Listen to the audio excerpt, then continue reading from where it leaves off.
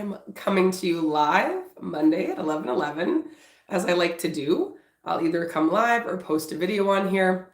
I'm just going to give it a minute for people to join, and then we're going to get into some sacred guidance for February.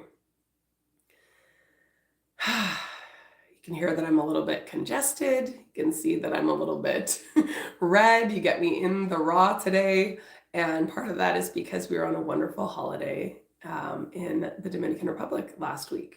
And we all came home and it was a long travel day. We all got pretty run down. So giving myself a little love today, but coming to you live because this is what I want to do. I want to commit to sharing guidance with you. And we have a new month of February, which always brings new potential. I always like to go on holiday at the very end of January to break up the longest month ever, where there's a lot of grief triggers for me. This year was 10 years since my dad passed. I did a video on that as well. And I like to have something to look forward to. I'm a big Christmas fan. We take the tree down. It's kind of depressing, right? Seasonal depression is a real thing. So if you were struggling through January, I just want to start by being really encouraging and just saying, you did it, you made it through. And now we have a short month of 4 weeks and an opportunity to head towards the spring, which is always a really beautiful time of renewal and opportunity. That is the time that I like to make my resolutions and plant those seeds in the ground. I do have a lot of ideas kind of circulating now, and I hope it's the same for you. I really feel like February is sort of a portal month where we can transition from sort of the cold darkness of winter to that space where the light is returning. And that was the name of my newsletter I sent out last week. So if you aren't on my newsletter list, make sure you subscribe in the comments below. I'm going to be staying on top of that a little more this year, sharing these videos, sharing this reminder to join me live on Mondays, and sharing guidance, sharing inspiration from my books and inspiration from oracle cards. I love oracle cards. I love crystals. We're going to use both of those today for our guidance for what to expect in February. And I'm excited too, because like I said, I'm just transitioning home. You can see my sunburn is peeling. My hair is a little lighter. It was a wonderful trip, but really kind of getting back in that routine and transitioning into a new month and all the potential that brings. We're also finally fully transitioning out of the snake year and into the horse year. And if you're interested in that, just Google astrological snake year, horse year, you'll get all kinds of details. But because, like I said, I feel like February is a good portal as we head towards the spring, I thought I'd use the Gateway Oracle cards this beautiful Monday, February 2nd. So as normal, I shuffled them and I began working with cards, if you can believe it, over 13 years ago.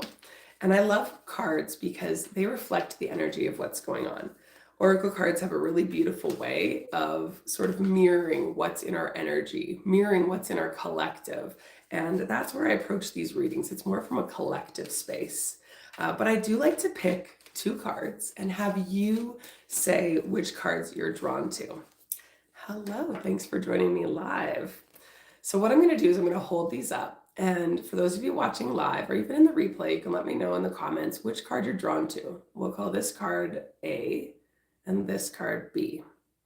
And I like to do this because while the cards will have the same message, right? We're a collective. Those of us watching, it's all on purpose. We need to hear the same message. There's reflections in our energy. They will also have unique sort of exclamation points that you need to hear.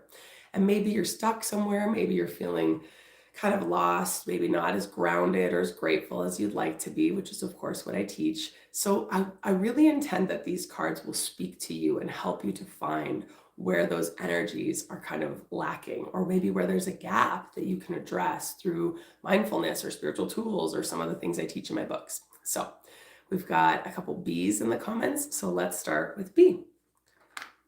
So if you picked card B, I love this. We saw some starfish in Dominican and it's making a difference. And in the book, I remember this very clearly. There's the story of the man throwing the starfish in the ocean one at a time, this person throwing the starfish one at a time.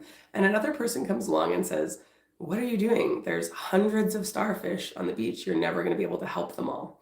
And the person looks at him, picks up another starfish, throws it in the ocean and says, well, I made a difference for that one. And it's just that reminder of the small things you can do.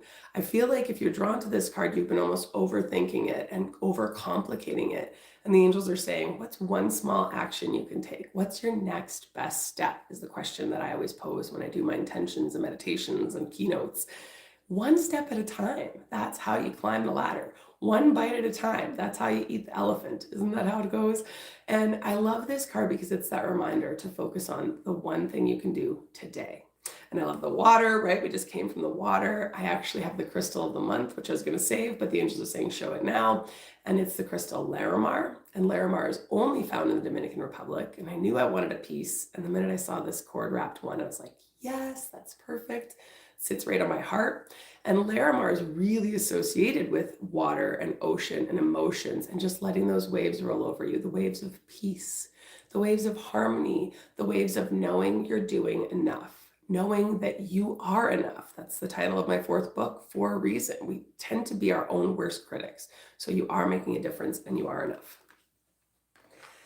If you're drawn to the other card, maybe one of those small steps that you can take is quiet. Settling into stillness. Stepping into stillness is what the card is, but they say settling, grounding, really taking a moment. And this morning I was thinking about how I could help my sinuses because you can hear they're quite plugged.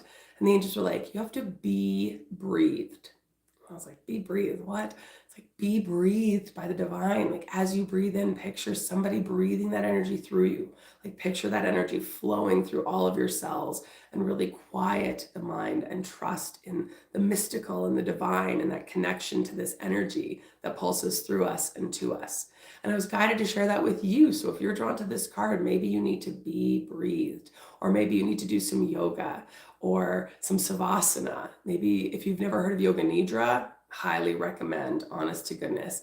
Get into that space where you can quiet your mind.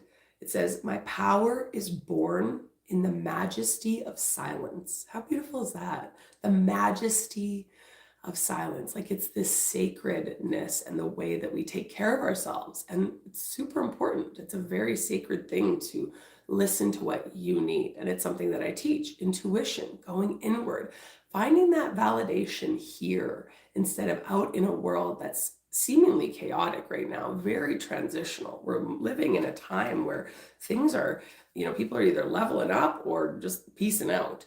And I really feel like that stepping into stillness, those daily inspired actions that the cards are speaking on are going to help you feel a little more in control, a little more peaceful, a little more balanced, which is what we're all craving. Now, I always use the bottom card as kind of an exclamation. It's just another card. Who doesn't want to flip another card and get some more guidance? So for everyone watching, our bottom card today is to go a little deeper. And I like this because we're just talking about this, that intuition. Now, if you're watching live, I want you to let me know if there's a color on this card that you're drawn to.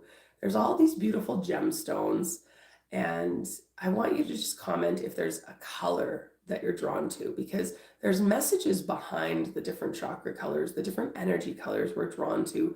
I always say there's guidance behind the crystals that we're drawn to as well. Like I've been to Dominican before and I've had a Larimar piece and I knew it was very peaceful and harmony and love and just all those good juju energies that I wanted in my life.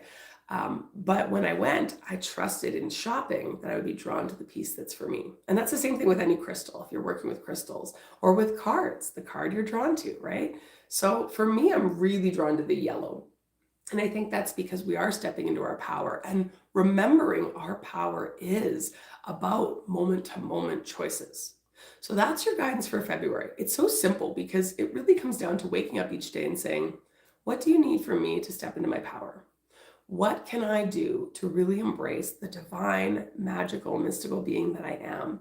Maybe it is quiet meditation. Maybe it is some other form of making a difference, sharing your light. It doesn't have to be big. If you're a high achiever like me, we've been told that it has to be this grandiose $1 million business or this huge, impactful, pattern-breaking, cycle-busting impact in the world. But we forget that sometimes those small little mirrors of light are what the world needs. Those moments of kindness to a stranger or to someone you know, reaching out. I talked a little bit about this in my last YouTube video, reaching out to someone, ways to ground your energy and to feel like you're making a difference. So I hope you've enjoyed your guidance for the month of February. I will be posting a video next week at 11/11, and then I'll be live the following week. So make sure you've subscribed so that you're getting the notifications when I go live. Make sure you've got on my newsletter list. I'm going to be, like I said, a little more active on that. I will not spam you, but I will be sending out some freebies and some exciting things in the months to come. And I'm so excited that we're in a new month. We've got all this new energy. Let's use it. Let's share our light with the world, one small step at a time. Till next time, guys. Have a great day.